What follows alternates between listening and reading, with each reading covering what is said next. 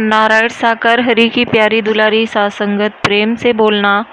नारायण साकार हरि की संपूर्ण ब्रह्मांड में सदा सदा के लिए जय जयकार हो, जय जयकार हो, जय जयकार हो। जगत जननी साकार माँ मातेश्वरी की संपूर्ण ब्रह्मांड में सदा सदा के लिए जय जयकार हो, जय जयकार हो, जय जयकार हो। नारायण साकार हरि एवं जगत जननी साकार माँ मातेश्वरी जी के पावन कमल श्री चरणों में हम सभी जीवात्माओं का कोटि कोटि नमन बंदन प्रणाम स्वीकार हो, स्वीकार हो, स्वीकार हो। आप समस्त हरि भक्तों के चरणों में इस जीवात्मा का कोटि कोटि प्रणाम स्वीकार हो, स्वीकार हो, स्वीकार हो। नारायण साकार हरि जी की प्यारी दुलारी साथ संगत जी, ये सत्य घटना असत्य आप बीती मुझे एक बहन ने सुनाई, मुझे बहुत ही अच्छी लगी और मेरा मन किया कि आप सभी के साथ में शेयर करूं। तो मैंने उन बहन से अनुमति ले ली है, मगर उन्होंने वास्तविक नाम और स्थान की जानकारी के लिए फ़िलहाल में मना किया है प्यारी दुलारी साथ संगत जी। तो मैं आपको बगैर नाम के और बगैर स्थान की जानकारी के सत्याविभूति की चर्चा आप सभी के चरणों में रखती हूँ। प्यारी दुलारी साथ संगत जी, जैसा कि संसार में होता आया है कि हरि जी कहते हैं, अगर तुमने प्राइमरी की पढ़ाई ना की होती तो आज डिग्री कॉलेज में तुम्हारा प्रवेश ना हुआ होता। प्यारी दुलारी साथ संगत जी, तो अगर निराकार की भक्ति ना की होती तो साकार रूप में हरि परमात्मा को ना पाया होता। तो वो बहन के एक सास हैं और 2 बच्चे हैं जो कि अभी पढ़ रहे हैं और उनके हस्बैंड हैं। छोटा सा परिवार है और उनके हस्बैंड की मेडिकल स्टोर की दुकान है और उनके हस्बैंड मन से बहुत ही अच्छे हैं, लेकिन थोड़े चिड़चिड़े स्वभाव के हैं, लेकिन मन उनका बहुत अच्छा है और लोगों की मदद भी करते हैं सब कुछ। लेकिन वो किसी भी भगवान को, ना निराकार में ना साकार में, वो किसी को भी नहीं पूजते प्यारी दुलारी साथ संगत जी। तो वो बहन निराकार में श्री कृष्ण जी की पूजा किया करती थी। धीरे धीरे उन्हें किसी के द्वारा नारायण साकार हरि जी के सत्य के साथ के बारे में पता चला, तो जिनसे उन्होंने सुना उनको बहुत ज़्यादा उत्सुकता जागी।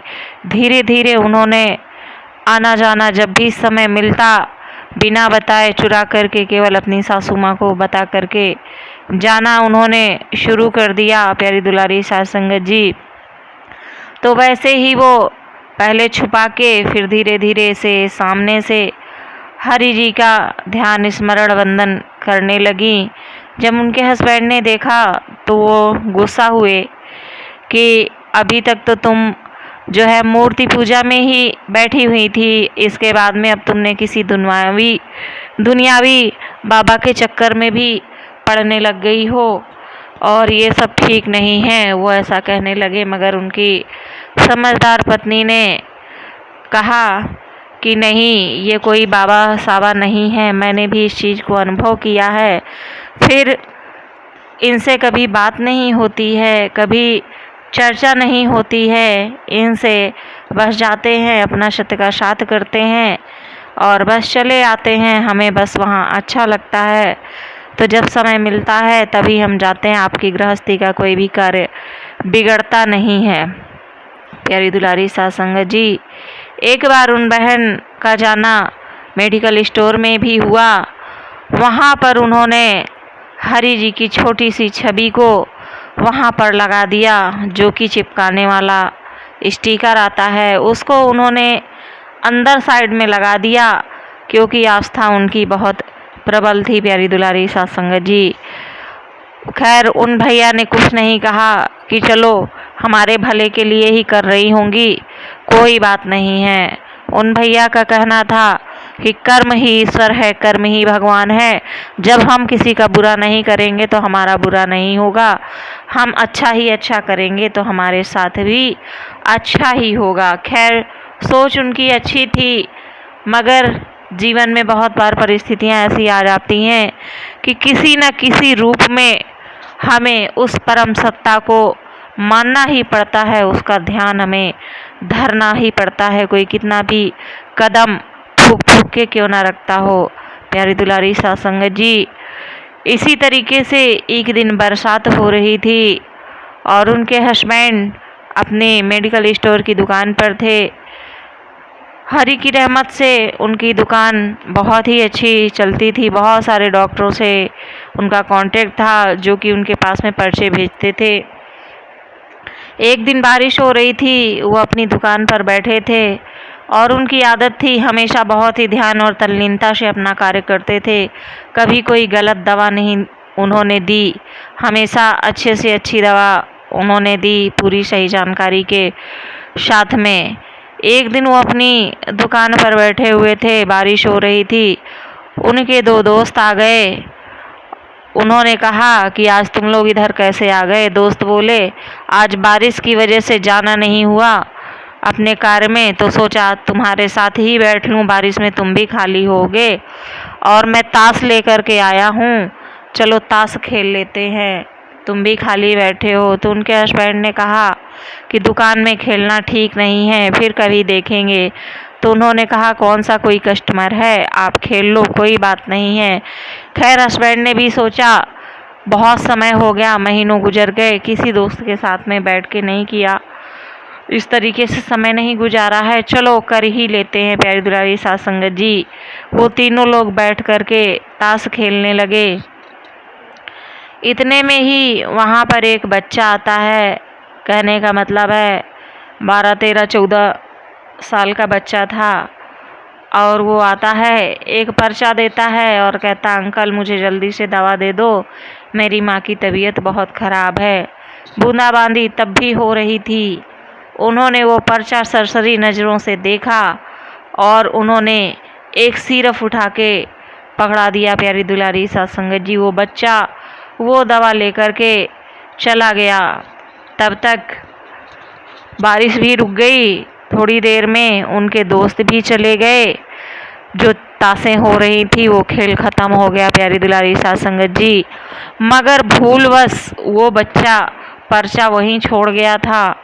उन्होंने उस पर्चे को हाथ में उठाया और उन्होंने देखा कि अरे मुझे तो ये वही पर्चा लग रहा है जो बच्चा यहाँ पर छोड़ गया है।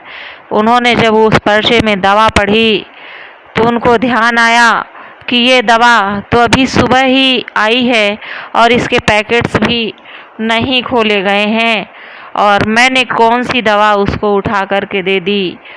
उन्होंने जब उस दवा की तरफ देखा, जो उनको ध्यान था कि उन्होंने कहाँ से उठा के कौन सी दवा दी है, तो वो एक जहरीली कीटनाशक दवा थी। अब तो उनके होश उड़ गए, उनका कोई ठिकाना न रहा और उनका दिमाग एकदम चकरा गया और बहुत ही आत्मग्लानि और क्रोध में एकदम डूब गए, बहुत ज़्यादा परेशान हो गए कि ये तो बहुत बड़ा अपराध हो गया, अनजाने में कैसे करे। अगर उस बच्चे ने वो दवा अपने माँ को पिला दी तो वो निश्चित ही मौत के मुंह में जा सकती हैं। उसका घर भी नहीं जानते कहाँ से आया होगा, इतनी उसकी उम्र भी नहीं है, पढ़ा लिखा भी ज़्यादा नहीं समझ में आ रहा था कि वो समझ सके कि उस सिरप में, उस दवा में क्या है। उनको बहुत पश्चाताप हो रहा था और मारे पश्चाताप के उनके आंखों में आंसू आ रहे थे कि किस तरीके से करूं। आज तक का मेरा रिकॉर्ड है, कभी कोई ऐसी गलती नहीं हुई है और आज ऐसी गलती कैसे हो गई मुझसे। और कान पकड़ रहे थे, आज के बाद में कभी भी ताश नहीं खेलूँगा और क्या करूं, कैसे करूं, कैसे उस बच्चे तक पहुंचूं मैं। ऐसे ही वो परेशान हो रहे थे। तब तक प्यारी दुलारी साध संगत जी, क्या होता है कि वहाँ पर एक बुजुर्ग आते हैं दवा का पर्चा लेकर के और वो कहते हैं भाई मुझे ये दवाइयाँ दे दो। तो आँखों को मसलते जाते हैं, बार बार आंसू भर आते हैं और वो दवाइयाँ निकाल करके उनको दे देते हैं। उसके बाद में जो एक बुजुर्ग आए थे दवा लेने, वो कहते हैं कि भाई बहुत परेशान दिख रहे हो, सब कुछ ठीक ठाक है। उन्होंने कहा कि मुझसे बहुत बड़ी गलती हो गई है, मुझे समझ में नहीं आ रहा मैं इस लड़के को कहाँ से ढूंढूं, कहाँ जाऊं, क्या करूं, और बहुत ज़्यादा मैं बेचैन हूं, मैं इस ग्लानि के साथ में जी भी नहीं पाऊंगा। ऐसे करके वो पश्चाताप कर रहे होते हैं प्यारी दुलारी साध संगत जी।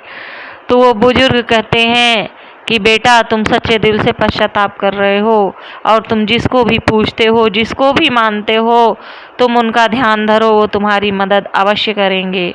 तो भैया ने कहा कि मैंने तो आज तक कभी किसी निराकार साकार की कभी कोई मैंने पूजा ही नहीं की, कभी ध्यान स्मरण ही नहीं किया।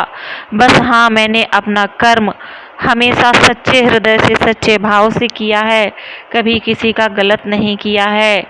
तो मैं किसको ध्यान करूं, किसका आवाहन करूं, क्या वो मेरी मदद करेंगे? मैं स्वार्थवश आवाहन करूंगा।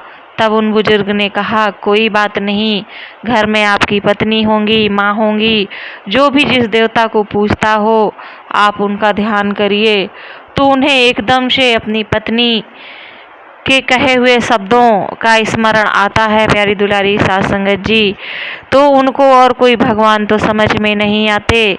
वे भाग कर के अंदर की तरफ जाते हैं जहां उनकी पत्नी एक छवि स्टिकर के रूप में हरि जी की लगा गई थी, जिसमें धूल भी चढ़ रही थी, उन्होंने कभी साफ भी नहीं किया था।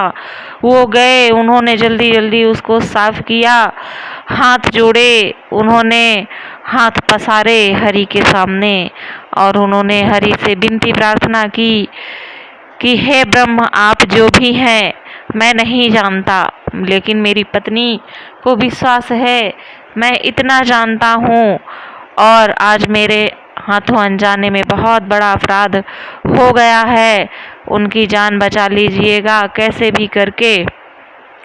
और बस मैं आपसे मदद मांग रहा हूँ, अगर आपने हमारी मदद की तो मैं आपके दर्शनों को जरूर आऊँगा। प्यारी दुलारी सास संगत जी वो ऐसा कह के रोने लगे प्यारी दुलारी सास संगत जी।